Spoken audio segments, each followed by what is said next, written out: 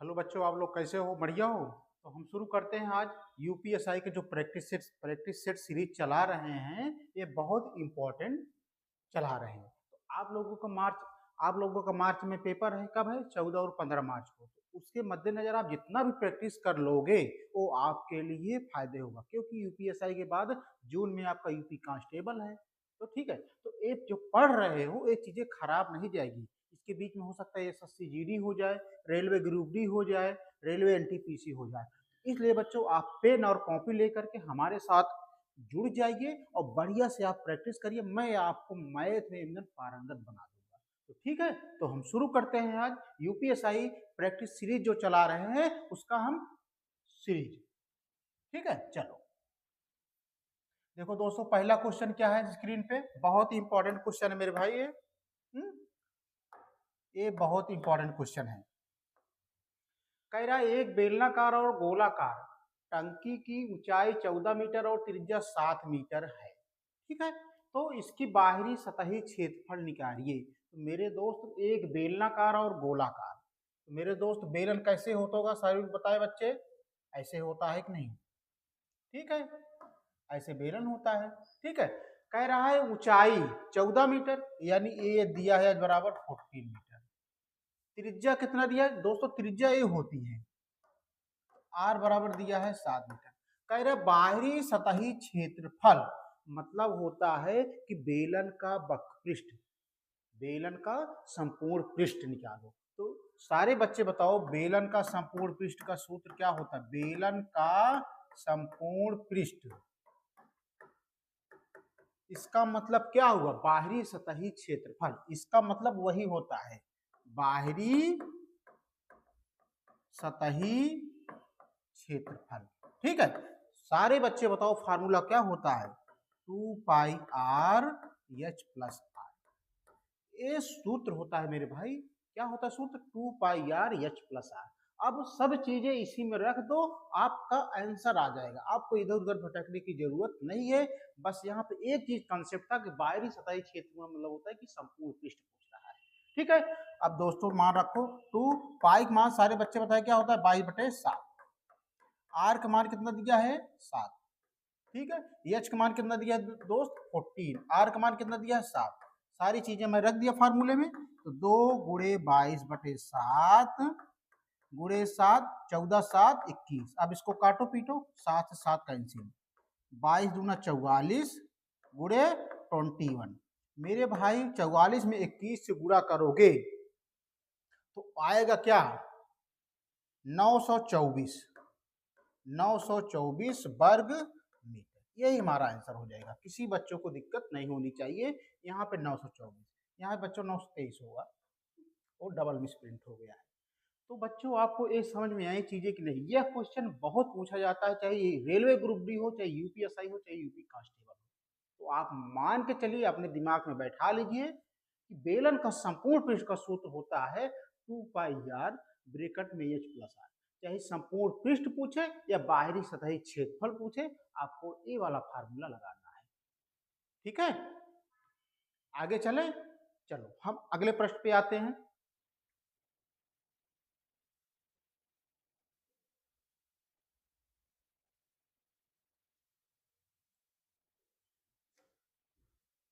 चलो हम अगले प्रश्न पे आते हैं मेरे दोस्त।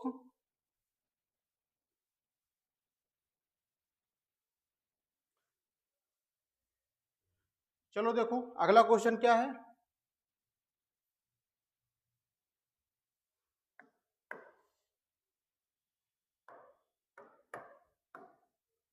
एक घन और बेलन का आयतन बराबर है। मेरे दोस्त यहाँ पे कह रहा है घन का आयतन बराबर बेलन का आयतन।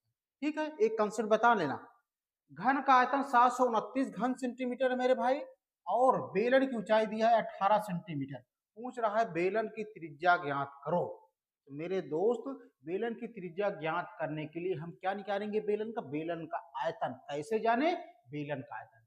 ठीक है, तो मेरे दोस्त, बेलन का आयतन का फार्मूला क्या होता है? आप लोग सारे बताओ।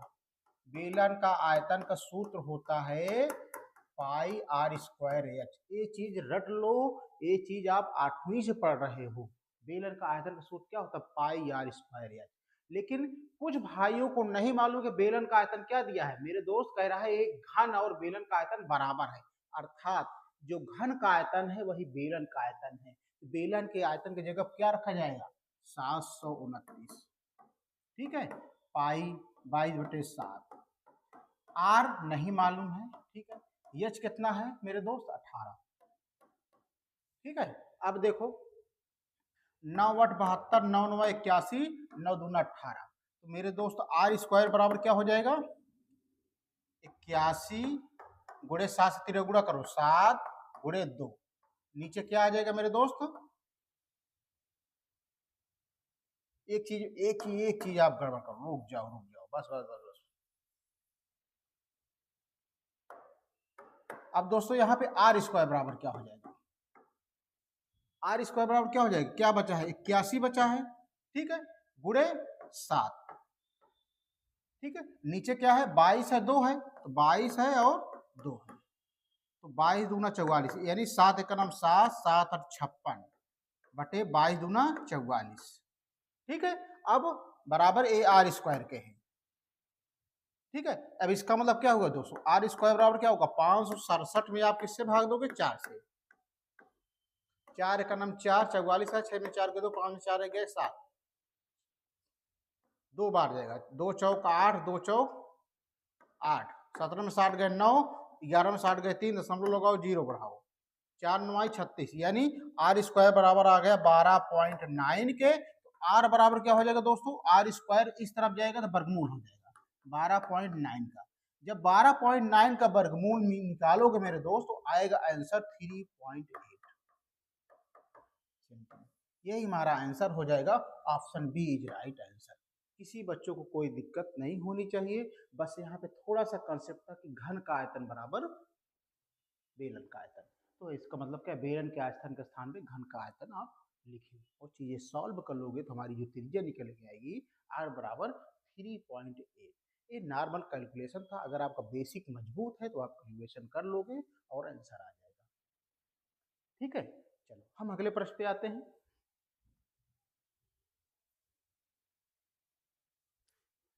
चलो अगला प्रश्न देखो क्या है दोस्तों।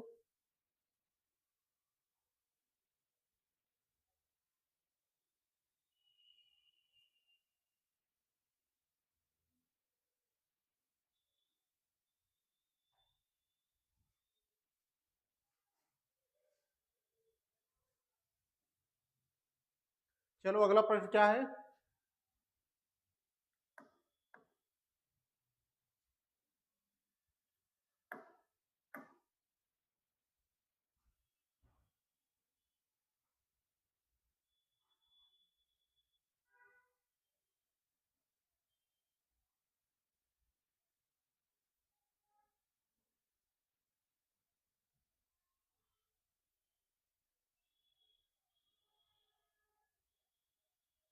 देखो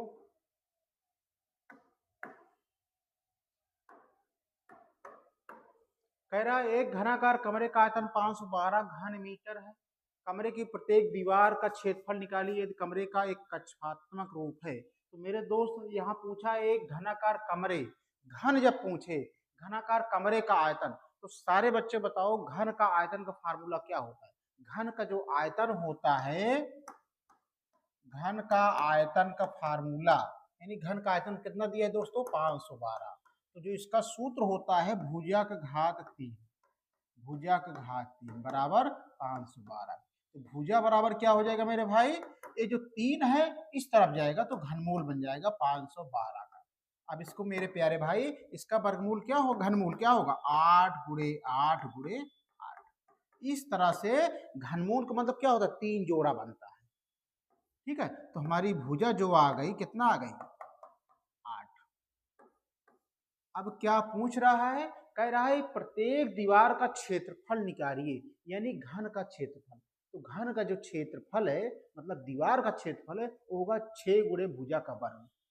तो दोस्तों यहाँ मतलब दीवार का क्षेत्रफल, दीवार का क्षेत्र का मतलब क्या है, दीवार कैसे है, घनाकार है, उसका होगा 6 गुणे भुजा का वर्ग, 6 गुणे भुजा का वर्ग। चीजें रख दो, 6 भुजा का मान कितना है दोस्तों, 8, 8 का वर्ग।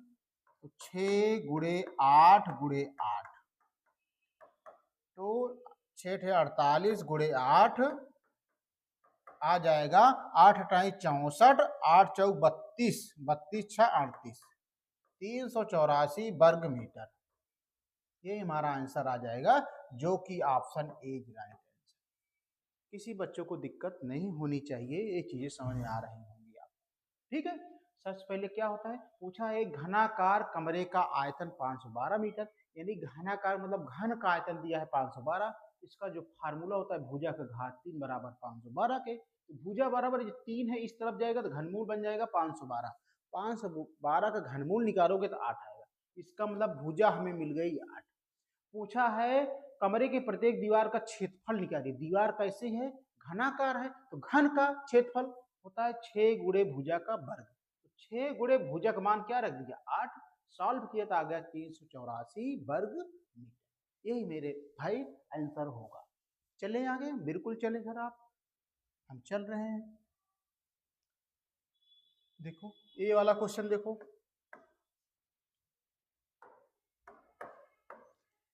ध्यान से पढ़ना दोस्तों, ये बहुत इंपॉर्टेंट क्वेश्चन है। ये क्वेश्चन पूछे जाते हैं एग्जाम में, आप लोग लेकिन अच्छे जवाब नहीं दे पाते और कहीं ना कहीं आप क्वेश्चन को गलत कर लेते हैं। लेकिन अब ऐसा करने की जरूरत नहीं है, आप हमारे साथ जुड़े रहिए, ये बहुत इंपॉर्टेंट सीरीज आप लोगों में चल रही है। ठीक है, चलो, एक आयताकार बक्से का आयतन 1728 घन सेंटीमीटर है।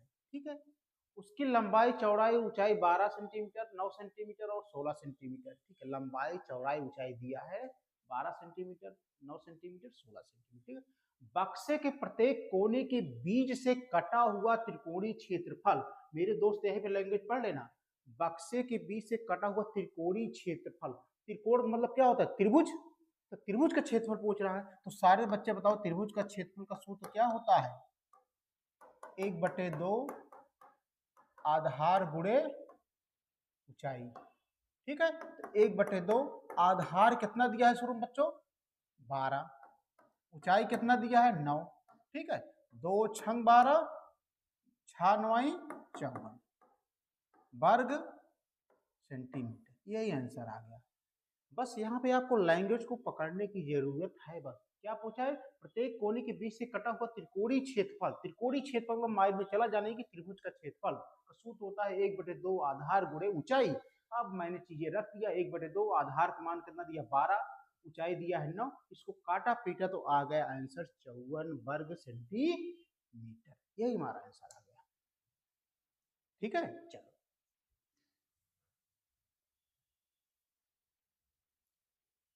अब इसको देखो मेरे भाई, यह भी इंपॉर्टेंट क्वेश्चन है, यह भी इंपॉर्टेंट क्वेश्चन है।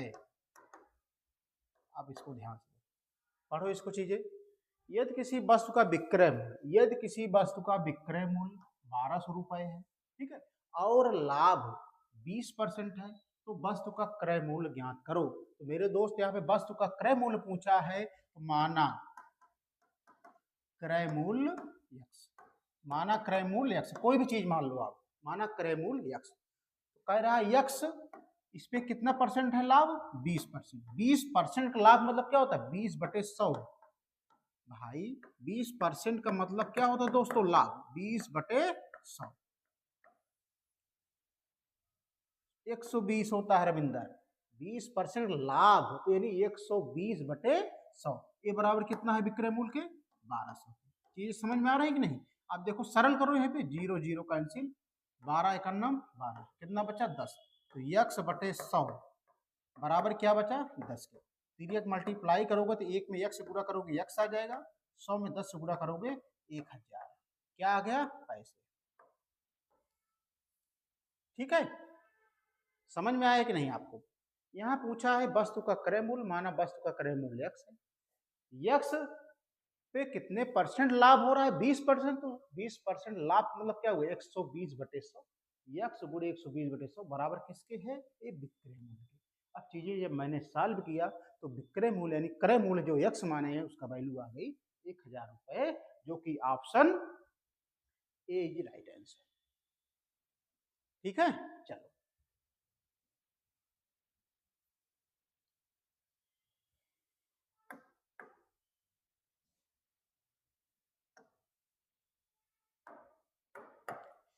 दोस्तों ए वाला क्वेश्चन पढ़ो, ए भी इंपॉर्टेंट है, ये भी इंपॉर्टेंट है।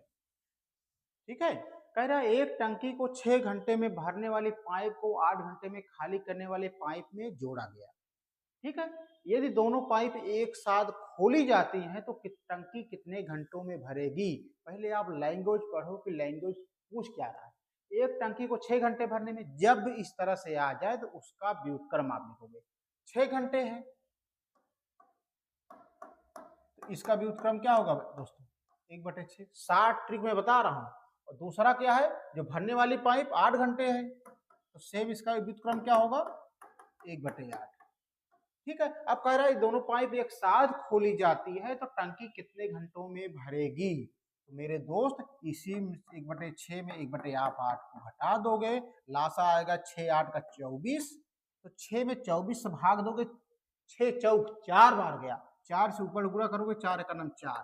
फिर 24 को 8 से भाग दोगे, 8 तिरिक 3 बार गया, 3 से ऊपर गुणा करो, 3 एक नम 3। तो 4 में 3 गए 1/24, 1/24। इसका व्युत्क्रम करो, टंकी कितने घंटे में भरेगी बस दोस्तों, इसका व्युत्क्रम करोगे क्या आ जाएगा, 24 घंटे में।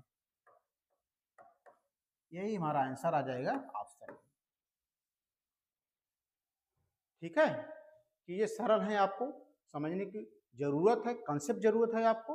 जब भी इस तरह सवाल दिया रहे तो आप 6 घंटे इसका व्युत्क्रम कर लोगे 1/6 घंटे, 8 घंटे इसका व्युत्क्रम कर लोगे 1/घंटे, इसमें से इसको घटा दोगे तो आ जाएगा 1/24। इसका उल्टा करोगे तो 24 घंटे, यानी टंकी कितने घंटे में भरेगी मेरे भाई, 24 घंटे में। ठीक है, चलो ये वाला क्वेश्चन देखो। सारे इंपॉर्टेंट सीरीज आपकी चल रही है मेरे प्यारे भाई, सारे इंपॉर्टेंट सीरीज। कह रहा है किसी संख्या का 30% 90 है, किसी संख्या का 30% 90 है, तो वह संख्या क्या होगी। माना वह संख्या यक्स, माना संख्या यक्स। ठीक है, तो दोस्तों यक्स का कितना परसेंट है, 30%, 30/100। ये किसके बराबर है दोस्तों, 90। ठीक है, मानव संख्या यक्स है, यक्स का 30% बराबर 90 के। इसको सॉल्व करो, 0 0 कैंसिल, 3 त्रिक का 9। तो यक्स बटे 100 बराबर कितना आ गया दोस्तों, 3। तिरक मल्टीप्लाई करो, 1 में यक्स से गुणा करोगे यक्स, 100 में 3 से गुणा करोगे 300। यही हमारा आंसर आ गया। ठीक है, चलो अगले प्रश्न पे आते हैं हम। चलो दोस्तों,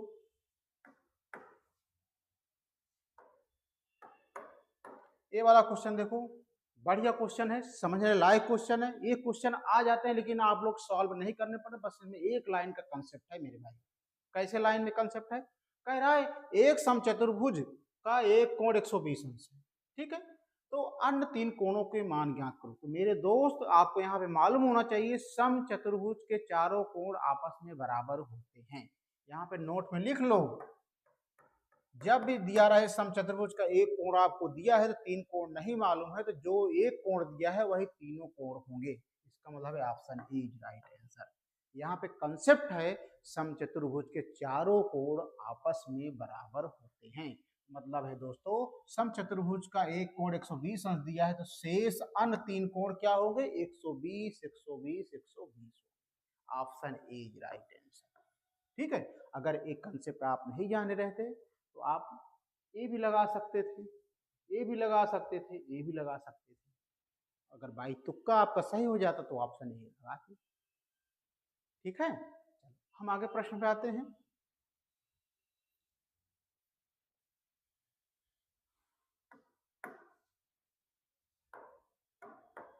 चलो, चीनी की कीमत में 10% की कमी से एक घर के मालिक को 225 रुपए में 3 केजी ज्यादा चीनी मिल जाती है, तो प्रति केजी चीनी की कम हुई कीमत ज्ञात करो। तो मेरे दोस्त 10% की कमी किस पे है, 225 रुपए में। तो ध्यान से देखना, 225 में 10% की कमी है बटे 100। ठीक है, ये 0 0 कैंसिल, कितना बचा, 225 बटे 10। इसको भाग दोगे तो आएगा 22.5। ठीक है, इसी 22.5 में 3 केजी ज्यादा चीनी मिल जाती है, तो प्रति केजी जब पूछे मेरे भाई प्रति केजी, तो क्या करोगे 22.5 में आप 3 से भाग दे दोगे, 3 केजी ज्यादा चीनी मिलती है, 3 से आप भाग दोगे, 3 सतह 21, 3 पचे 15, तो 7.5 रुपए आंसर आ जाएगा, जो कि ऑप्शन सी इज राइट। ठीक है, सी इज राइट आंसर। तो आपको दिक्कत नहीं होनी चाहिए चीजें। 10 रुपए की कमी से एक घर मालिक को 225 रुपए में, यानी 225 का 10% लगाओगे आ जाएगा 22.5। इसी 22.5 को आपको 3 से भाग दोगे तो प्रति केजी चीनी आपको मालूम पड़ जाएगी कि प्रति केजी चीनी का दाम कितना है। ठीक है, चलो अगले प्रश्न पे आता हूं। देखो दोस्तों, ये बहुत इंपॉर्टेंट क्वेश्चन है, एक क्वेश्चन हमेशा आते हैं, एक क्वेश्चन हमेशा आते हैं। कह रहा है पहले 10 पूर्ण संख्याओं का अंकगणितीय माध्य मतलब औसत ज्ञात करो। दोस्तों मैं आपको यहाँ पे बताना चाहूंगा कि यहाँ पे 4 चीज बताना चाहूंगा। पहला क्या है, अगर पूछ ले प्रथम n प्राकृतिक संख्या, प्रथम n प्राकृतिक संख्या, अगर ए पूछ ले दोस्तों तो इसका फार्मूला होता है n+1/2। ठीक है, याद रखना, पूछ ले प्रथम n सम संख्या, क्या पूछ ले दोस्तों, प्रथम n सम संख्या, n+1 होता है। तीसरा, अगर पूछ ले प्रथम n विषम संख्या, क्या पूछ ले मेरे भाई, प्रथम विषम n संख्या, तो n होगा। और चौथा ऑप्शन, प्रथम n पूर्ण संख्या, पूर्ण संख्या मतलब होल नंबर, तो होता है n-1/2। ये सारी चीजें अगर आ जाए तो आपको ये पढ़ना पड़ेगा, n+1 n+1/2 n+1 n n। तो दोस्तों पूछा है पहले 10 पूर्ण संख्याओं तो फार्मूला क्या है, n-1 n-1/2। तो मेरे भाई n का मान कितना दिया है 10, यहाँ पे 10 रख दो, -1/2, 10 में से गए 9/2, 2 चौका 8, 2 पंचे 10। इस तरह से आंसर आ जाएगा, प्रथम 10 पूर्ण संख्याओं का औसत 4.5 होगा। ये सब चीजें पूछ सकता है, इसलिए मैंने आपको बता दिया हूँ ये चारों अपने दिमाग में बैठा लो कि इस तरह से क्वेश्चन इसलिए आ सकते हैं। ठीक है, चलो हम अगले प्रश्न पे आते हैं मेरे भाई। ये बहुत इंपॉर्टेंट क्वेश्चन है, ये बहुत इंपॉर्टेंट क्वेश्चन है।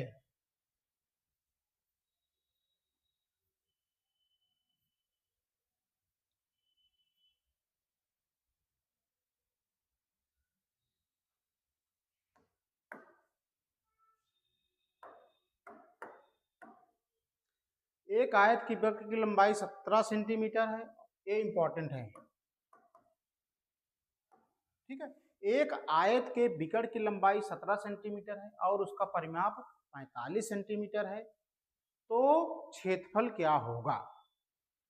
दोस्तों यहाँ पे 46 होगा। ठीक है, तो उसका क्षेत्रफल क्या होगा। तो मेरे दोस्त सबसे पहले आप आयत बनाओ। ठीक है, आयत बनाओगे तो विकर्ण, ये विकर्ण होता है जो एक दूसरे सिरे का हो, तो 17 सेंटीमीटर है। ठीक है, तो 17 का ट्रिपलेट क्या होता है मेरे दोस्तों, 17 का जो ट्रिपलेट होता है 17, 8, 15। अब देखो उसका परिमाप 46 सेंटीमीटर यानी लंबाई चौड़ाई, तो भाई 46 है 15, 8, 8 और प्लस 15 23 हो गया, 15, 8, 23, 15, 8, 23, 23 दूना 46 यानी उसका परिमाप 46 आ रहा है ना। ठीक है, अब दोस्तों अब देखो ट्रिपलेट कैसे पाओगे, ट्रिपलेट कैसे पाओगे। अब देखो 17 में अगर आप 8 घटाओगे कितना आएगा मेरे दोस्तों, 17 में 8 घटाओगे 9 आएगा, और 17 में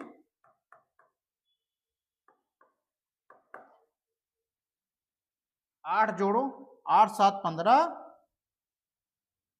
25। अब इसका वर्गमूल निकाल दो, 9 गुणे 25 हो जाएगा 3 त्रिका 9, 5 गुणे 5, एक बाहर निकलेगा, एक 5 बाहर निकलेगा, 5 तिहाई 15। तो ट्रिपलेट पा गए कि नहीं? तो आप ट्रिपलेट कैसे निकालोगे? अगर ये 17 है, ठीक है, ये 8 है 15, तो इसको क्या करोगे? 17 में एक बार 8 घटा दोगे 9 आएगा, 17 में एक बार 15 जोड़, 17 में एक बार 8 जोड़ोगे 25 आएगा, ठीक है। 17 में एक बार 8 घटाओगे तो 9 आएगा, एक बार जोड़ोगे तो 25 आएगा, इनको गुणा करके इसका वर्गमूल निकाल दोगे तो 15 आ जाएगा, तो हमारी 15 आ जाएगा। तो इस तरह से ट्रिपलेट अपना बन जाएगा। तो पूछ रहा है तो आयत का क्षेत्रफल, तो दोस्तों आयत का क्षेत्रफल क्या होता है? लंबाई गुणे चौड़ाई का क्षेत्रफल। तो लंबाई कितना दिया है दोस्तों, बताओ? 8। चौड़ाई कितना दिया है? सॉरी 15, 15 8 120, यही हमारा आंसर आ जाएगा, ठीक है। ध्यान से समझो, एक आयत बनाया, इसका विकर्ण दिया है 17, तो जो ट्रिपलेट आप याद करो, ये 17 है तो ये 8 होगा, ये 15 होगा। अब इसका जोड़ो, परिमाप 15 8 23, 15 8 23, 23 दूना 46, परिमाप बन रहा है कि नहीं? ठीक है। तो पूछ रहा है क्षेत्रफल, तो आयत का क्षेत्रफल होता है लंबाई गुणे चौड़ाई, तो लंबाई कितना है 8, चौड़ाई कितना है 15, 15 8 120, यही हमारा आंसर है। अब रविंदर कह रहे हैं सर ये 8 और 15 कहाँ से आया? तो मेरे दोस्त ये ट्रिपलेट है 17 8 15, यहाँ पे विकर्ण अगर 17 दिया है तो जो इसका ट्रिपलेट बनेगा 8 और 15 बनेगा। 8 15 कैसे बना? क्योंकि हमारा परिमाप 46 आना चाहिए, तो 15 8 कितना हो जाएगा? 23, ये 8 और 15 कितना हो जाएगा? 23, जोड़ोगे 23 दूना 46, इस तरह से। ठीक है बच्चों, इस तरह से आज यूपीएसआई का आज प्रैक्टिस सेट समाप्त हुआ है। कल बच्चे बढ़िया इंपॉर्टेंट क्वेश्चन आपके लिए लाएंगे प्रैक्टिस सेट का। आप लोग यूपीएसआई यूपी कांस्टेबल के लिए जुड़ जाइए, मन लगा के पढ़ते रहिए, और हमारे YouTube channel one day coaching को आप सब्सक्राइब कर लीजिए, इस पे बहुत बढ़िया बढ़िया क्वेश्चन आपको लेके आएंगे। ठीक है, चलो।